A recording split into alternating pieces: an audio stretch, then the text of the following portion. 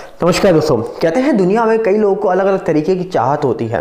किसी को जॉब पाने की चाहत है तो किसी को बच्चा पाने की चाहत है। आप देखते होंगे अक्सर लोग दुआएं मांगते हैं कि हमें लड़का हो या लड़की हो, और कई बार जब दुआएं पूरी नहीं होती हैं तो वो कुछ ऐसे कदम उठा लेते हैं जिस कदम के बारे में अगर मैं आपको बताऊं तो आप भी शौक हो जाओगे कि आजकल सावधान इंडिया, क्राइम पेट्रोल जैसे आप जो चीज़ें देखते हैं क्या ये असल ज़िंदगी में होती हैं? डेफिनेटली होती हैं, क्योंकि आज की सच्ची घटना निकल के आ रही है। ये निकल के आ रही है मध्य प्रदेश के उज्जैन से। बताया जा रहा है कि मध्य प्रदेश के उज्जैन के पास एक देवास गेट पड़ता है। देवास गेट गांव के पास कहा जा रहा है कि 6 नवंबर की सुबह सुबह कुछ लोग वहां से गुजर रहे होते हैं और वो देखते हैं कि एक 19 वर्षीय बेटी वहां पर बेहोश पड़ी है। तो वो लोग उस बेटी को उठा के हॉस्पिटल लेके जाते हैं, जहां पर उस बेटी का इलाज होता है और करीब 36 घंटे तक उसको वहां पर होश नहीं आता। और होश ना आने के कारण डॉक्टर भी चिंतित होते हैं, पर 36 घंटे बीतने के बाद करीब 9 नवंबर को उसको होश आ जाता है अचानक से। और होश आने के बाद अस्पताल वाले पुलिस को कॉल करते हैं और वहाँ के जो थाना के इंचार्ज थे, जो इंस्पेक्टर थे, जिनका नाम बताया जा रहा है कि राम मूर्ति काशे है, और दूसरे जो इंस्पेक्टर है जिनका नाम एसपी सत्येंद्र शुक्ला है, ये दोनों वहाँ पर मौके पे पहुँचते हैं। ये पहुँचने के बाद सीधा उस बेटी से पूछते हैं कि आखिरकार तुम वहाँ कैसे पहुँची और तुम बेहोश क्यों थी, क्या हुआ है, सब बातें बताओ। जबकि कहा जा रहा है कि बेटी उस समय कुछ बोलने की हालत में नहीं थी और बेटी कुछ भी नहीं बोली। बेटी एक तरह से बैठकर रोने लग गई और बेटी ये सोच रही थी कि मैं बोलूँ तो बोलूँ क्या। उसके दिमाग में वही सारी चीज़ें चल रही थी जो उसके साथ हो चुका था। अब ऐसा क्या हुआ था उसके साथ, क्योंकि बेटी उस समय वो टाइम याद कर रही थी जब उसके साथ वो सारी चीज़ें हो रही थी। और ये चीज़ों की शुरुआत होती है 2020 में। कहा जा रहा है कि 2020 में ये जो बेटी थी ये रहने वाली थी नागपुर की।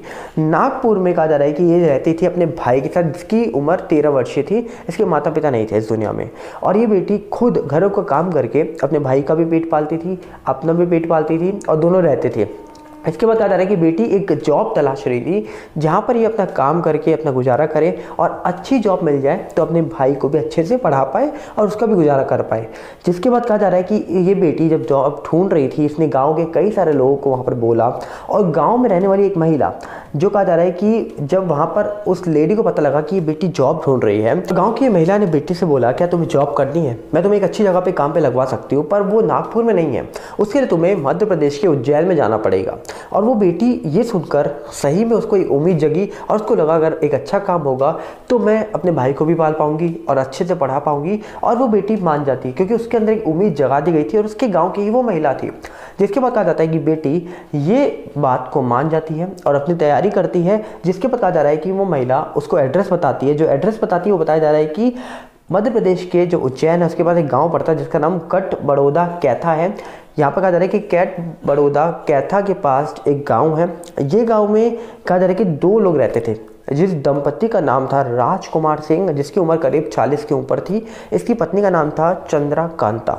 अब ये दोनों जिस घर में रहते थे, इसी घर में उस बेटी को भेजा गया ताकि वो इस घर का काम अच्छे से कर पाए। और इसको करीब उन लोगों ने 1 महीने तक बहुत अच्छे से रखा उस बेटी को। ये पति पत्नी ने उस बेटी को अपनी बेटी बना कर रखा और कहा जाए उसकी हर ज़रूरतों को पूरा किया और उसका बहुत ख्याल रखा। बहुत कम होते हैं जिनको ऐसा परिवार मिल जाता है, पर क्या पता था उस बेटी को कि 1 महीने तक जब मेरी खातिरदारी इतनी अच्छी तरीके से हो रही है तो आगे मेरे साथ क्या होने वाला है।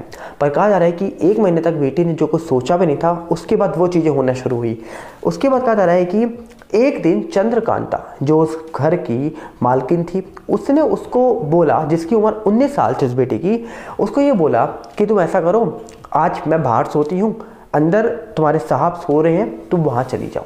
अब ये सुनकर उस बेटी पहले ही चौंक जाती है, क्या बोल रही है ये मैडम। जब ये सुना गया तो उसको कहीं ना कहीं शक हुआ। जब ये बात उसको समझ आती, उससे पहले ही उसको ज़बरदस्ती अंदर भेज दिया गया और फिर शुरुआत होती है वो काम की जो शायद नहीं होना चाहिए।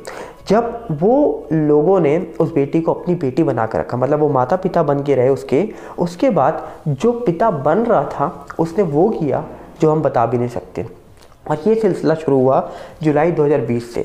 इसके बाद कहा जा रहा है कि सिलसिला लगातार शुरू रहा, जुलाई बीता, अगस्त बीता, और ऐसे करके हर दिन हर महीना बीतता रहा और रात होती रही और यही सिलसिला चलता रहा। जिसके बाद कहा जा रहा है कि एक दिन ऐसा आया जिस दिन वो प्रेग्नेंट हो जाती हैं और उसके बाद कहा जा रहा है कि वहाँ के नज़दीकी अस्पताल में उसको छुपा के लेके जाया जाता है ताकि उसके टेस्ट करवाए जा सके। और जबकि मोहल्लों वालों के सामने चंद्रकांता जो महिला थी, ये बताया जाता है कि उनकी पत्नी चंद्रकांता जो थी वो प्रेग्नेंट है। उनके पेट में कहा जा रहा है कि पिलो रखकर लेके जाया जाता था ताकि दुनिया को लगे कि इनके महीने चल रहे हैं। पर एक्चुअली में जो हो रहा था वो कुछ और ही हो रहा था उस घर के अंदर। किसी को ये मालूम नहीं था कि यहाँ की जो काम कर रही है बेटी, उसके साथ ये सब कुछ हुआ है। जबकि चंद्रकांता पेट में अपना जो पिलो सराना भर कर लेके जाती थी, वो दिनों दिन महीने महीने बढ़ाती जा रही थी ताकि लोगों को लगे कि मेरे मंथ आगे बढ़ रहे हैं। अब ये सिलसिला शुरू होता रहा, जिसके बाद कहा जा रहा है कि चंद्रकांता जब यहाँ पर उसने ये सब चीज़ें जान ली कि हाँ एक्चुअली में जो टेस्ट हुए थे वो पॉजिटिव आए हैं। इसके बाद कहा जा रहा है कि वहाँ के नज़दीकी अस्पताल जिसका नाम विनायक हॉस्पिटल बताया जा रहा है, वहाँ पर उसकी डिलीवरी हो जाती है। डिलीवरी होने के करीब 10-15 दिन के तक उनको वहीं पर रखा जाता है। करीब धनतेरस में डिलीवरी हुई और उसके बाद 6 नवंबर तक ये लोग अस्पताल में ही भर्ती रहे। तीनों लोग, जहाँ पर वो 19 वर्षीय वो लड़की भी थी और वो दंपति दोनों पति पत्नी वो भी वहाँ थे और ये लोग वहीं अस्पताल में रहते हैं। इसके बाद कहा जा रहा है कि 6 नवंबर ख़त्म हुआ जैसे ही, वैसे ही कहा जा रहा है कि जैसे ही 5 नवंबर की रात आती है, ये जो दंपति थे ये वहाँ से उस छोटे से नाजुक से बच्चे को लेकर चले जाते हैं जिसने अभी जन्म लिया था दुनिया में। उसको लेकर वो अपने घर चले जाते हैं। पर जो 19 वर्षीय जो काम करने आई थी उनके घर, उसको मिलने के लिए 2 लोग आते हैं। अब 2 लोग पावरफुल लोग थे। वो आने के बाद उसको अपने साथ लेकर जाते हैं और पास के कहा जा रहा है कि देवास गेट के पास उसको छोड़ देते हैं। अब क्योंकि उसकी हालत इतनी अभी नाजुक थी, मतलब उसका अगर बात करें जिसने अभी डिलीवरी दी हो करीब 10 दिन पहले, उसकी हेल्थ कंडीशन ज़्यादा अच्छी नहीं होगी और वो वहाँ जाते ही जो उसके अंदर इन्फेक्शन था वो फैलना शुरू हो गया, जिसके कारण वो वहाँ पर बेहोश हो गई 5 तारीख की रात में। अब 5 की रात में वो बेहोश होती है। 6 की सुबह जब लोग देखते हैं तो ये सिलसिला 6 की सुबह सामने आता है पुलिस के। अब पुलिस को जब बेटी ने सारी बातें बताई, तब कहा जा रहा है कि जो वहाँ के एसपी थे और जो वहाँ पर इंचार्ज थे वो सब पहुँचते हैं उस दंपति के घर जिसका नाम राजकुमार सिंह था। उसके घर पहुँचने के बाद उसको अरेस्ट किया जाता है और उससे पूछा जाता है जिसको तुम अपनी बेटी बना कर लाए थे उसके साथ ये सब, जब ये सवाल उससे पूछा जाता है तो वो शख्स रोने लग जाता है। उसके रोने की वजह किसी को समझ नहीं आई कि ये रोने क्यों लग गया। तब कहा जा रहा है कि पुलिस ने उससे पूछा तुम रो क्यों रहे हो, पहले ये बताओ। वो शख्स कहता है कि हमारे एक बेटा बेटी थे पर हमारे साथ अब वो नहीं है क्योंकि वो बहुत दूर चले गए अचानक से। जिसके बाद कहा जा रहा है कि जब उसकी वाइफ की उम्र भी अब करीब हो चुकी थी 35 के ऊपर ही, तो कहा जा रहा है कि वो अब कभी भी किसी को जन्म नहीं दे सकती थी। इसीलिए उन लोगों ने एक ऐसा प्लान बनाया जैसा प्लान शायद हम लोग सावधान इंडिया और क्राइम पेट्रोल जैसे सीरियल्स में कई बार देख चुके हैं, या फिर कहा जाए कई बॉलीवुड के फिल्मों भी ऐसा देख चुके हैं।